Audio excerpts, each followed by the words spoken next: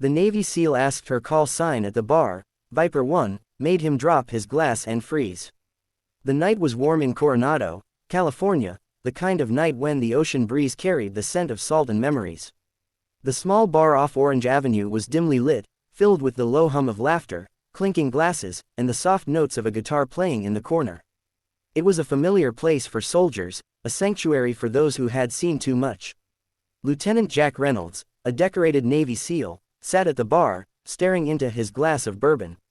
His hands, rough and scarred, gripped the edges like he was holding on to something that kept slipping away. He had returned from his last deployment 6 months ago, but part of him had never come back.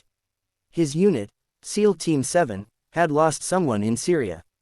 Someone important, someone whose name he could barely bring himself to say. VIPER 1, that was the call sign. The most fearless pilot he'd ever met. The one who had saved his team, and died doing it. Or so he thought. Jack lifted his glass and sighed, letting the burn of the bourbon remind him he was still alive. The bartender, an old Marine named Hank, wiped the counter and nodded toward the entrance. New face tonight, Hank said quietly. And a woman who doesn't look like she belongs in a place like this. Jack turned, and for a moment, the world stopped. A woman walked in, dressed in a leather jacket, jeans, and boots. Her auburn hair was tied back loosely, and there was something commanding about her stride, calm, composed, lethal in grace. Her eyes were the color of steel and storm clouds. They scanned the room once before she made her way to the counter and took a seat 2 stools away from him. Jack tried not to stare, but something about her, the way she moved, the way her shoulders carried invisible weight, struck a deep chord inside him. Scotch, neat, she told Hank, her voice low but steady. Jack almost smiled. It was a soldier's drink. After a few moments of silence, he cleared his throat. You military? He asked, more to start a conversation than out of curiosity. Her eyes flicked toward him, assessing. Used to be, she said simply. You, he chuckled softly. Yeah, SEALs. That made her glance up, not with admiration, but with a flicker of recognition she tried to hide. SEALs, she repeated quietly. You guys always seem to find your way to bars like this. He grinned. Yeah, well, bars like this tend to understand silence. For a moment, she didn't reply. Then she gave a faint smile, the kind that didn't reach her eyes. Fair point. Hank brought her drink, and the two sat in quiet understanding, the kind shared only by those who had seen the world at its worst. Jack turned to her again. So what was your unit? She hesitated. Air Force, she said finally. Special operations, but that was a long time ago. That got Jack's attention. He leaned slightly closer. You a pilot? Her lips curved into something between pride and pain. Yeah, something like that. Jack's curiosity deepened. What was your call sign? Her fingers froze around her glass. For a heartbeat, she didn't answer. Then she looked at him, really looked, and said quietly. VIPER 1. The glass slipped from Jack's hand and shattered against the floor. The bar went silent. He turned slowly toward her, disbelief flooding his face. What did you say? Her expression didn't waver. You heard me. Jack's heart began to pound. His mind raced, memories crashing into him all at once. The burning desert, the roar of rotor blades. The last transmission he'd ever heard from her. VIPER 1 to SEAL Team 7, you're clear for extraction. Go, now. He'd heard the explosion seconds later. The fire, the silence. They told him she was gone. But here she was, alive, breathing, sitting 2 stools away. Impossible, he whispered. You died. I saw they said. They said a lot of things, she interrupted quietly, eyes hardening. And most of them were classified. Jack could barely find words. You're Captain Avery Cole. She gave a small nod. Now I'm just Avery. He stared at her like seeing a ghost. The woman who had flown into hell to save his team, who had refused to eject, who had vanished in the flames, was alive. How? He finally managed to ask. She looked down at her drink. Crash landed in the desert. Broke half my body. Locals found me before the enemy did. I was missing for months. They thought I was dead. Maybe I was, for a while. Jack's throat tightened. Why didn't you come back? Her voice dropped to a whisper. Because they didn't want me back. My file was sealed, my mission classified, and after what happened, she took a shaky breath. Some things are easier to bury. He felt the sting in her words, the kind of pain soldiers never talk about. You saved my team, he said softly. You saved me. I should've. Don't, she said sharply. Don't do that. You lived. That's what mattered. The silence between them was heavy, full of ghosts. Finally, she sighed. Why are you here, Jack? He blinked. You remember my name? Her lips twitched faintly. Of course I do. You were the one yelling into the comms that day, refusing to leave until I answered. He looked away, ashamed.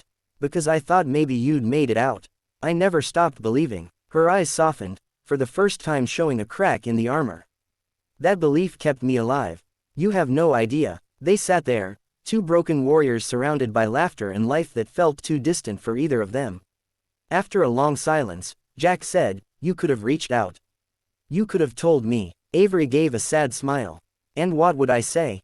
Hey, remember that pilot who blew herself up to save you? Turns out she's just living quietly under a fake name. She shook her head. It's better this way. Jack clenched his jaw. No, it's not. He stood abruptly, the stool scraping the floor. You don't just disappear from someone's life when you've saved it. She looked up at him with pain in her eyes. And you don't understand what it's like to come back to nothing. He froze, realizing there was more to her story. What happened? He asked softly. Her shoulders sagged. When I finally got out, the Air Force had already written me off. My house, my accounts, my clearance, gone. They told me I was a ghost, that my existence compromised missions. So I vanished, just like they wanted. Jack sat down slowly, his heart breaking for her. You didn't deserve that. Deserves got nothing to do with it, she murmured. You of all people should know. He nodded, staring at his hands. Yeah, maybe I do. They talked for hours after that, about the missions, the people they'd lost, the way the world moved on without them. Every word peeled away layers of loneliness neither had dared to admit.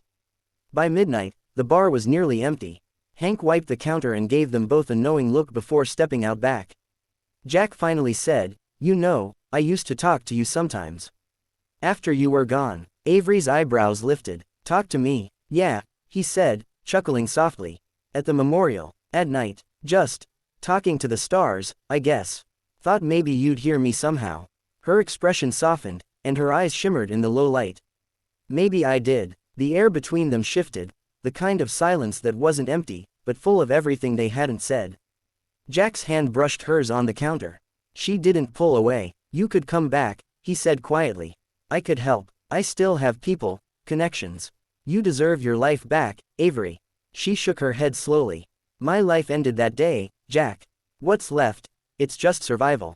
Then let me help you live again, he whispered. Something in his voice broke through her defenses.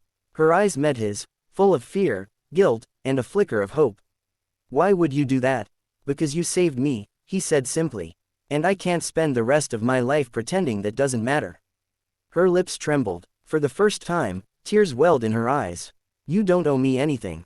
He smiled faintly. Maybe not, but I want to. Outside, the ocean wind picked up, rattling the bar's old windows. The sound reminded her of rotor blades, of missions long buried, of the woman she used to be. I don't know if I can go back, she said softly. I'm not who I was. He took her hand, firm but gentle. Neither am I. They sat there like that for a long time, two soldiers, two ghosts, trying to find their way back to the living. 2 months later, the morning sun rose over the Naval Air Station North Island. A training exercise was underway, rescue drills over the ocean.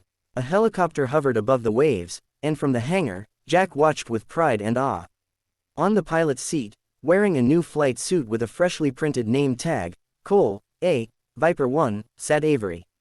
She was back. Her recovery had been slow, painful, full of bureaucracy and doubt, but Jack had kept his word. He pulled every string, called every favor, and finally convinced command to reinstate her, even if just as a training officer. When she landed, Jack was there, waiting at the tarmac. She stepped down, helmet under her arm, hair whipping in the wind. For the first time since that night at the bar, she was smiling, a real smile. Nice landing, he said, grinning. She tilted her head. You doubted me. Never, he said softly. Just missed seeing you up there. Avery looked at him for a long moment. You know, I used to think I was dead for a reason. That maybe I wasn't meant to come back. And now, he asked. She took a deep breath of the sea air. Now I think maybe I was meant to find you. Jack's heart skipped. You sure you're not just saying that because I bought you whiskey that night? She laughed, a sound that felt like sunlight after years of storm. Maybe, but I'll let you believe whatever makes you happy, Seal. He smiled. I'll take that, Viper 1. She stepped closer, her voice barely above a whisper. Call me Avery. And for the first time in years, the ghosts were quiet. The ocean roared in the distance, and the world, for once, felt whole again.